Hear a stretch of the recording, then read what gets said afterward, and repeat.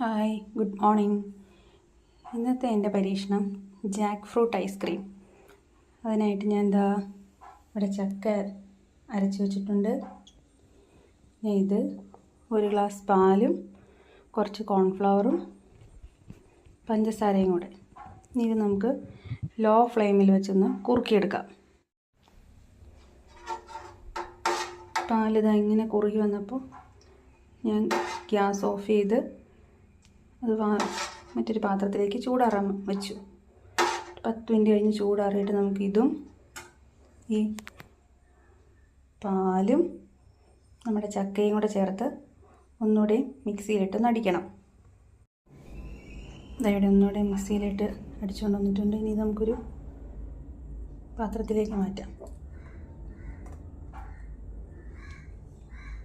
ഇത് അടച്ച് വെച്ച് ഒരു 7 മണിക്കൂർ ഫ്രീസറിൽ വെച്ചിട്ട് നമുക്ക് നോക്കാം. Jack fruit ice cream super. Please like, share and subscribe.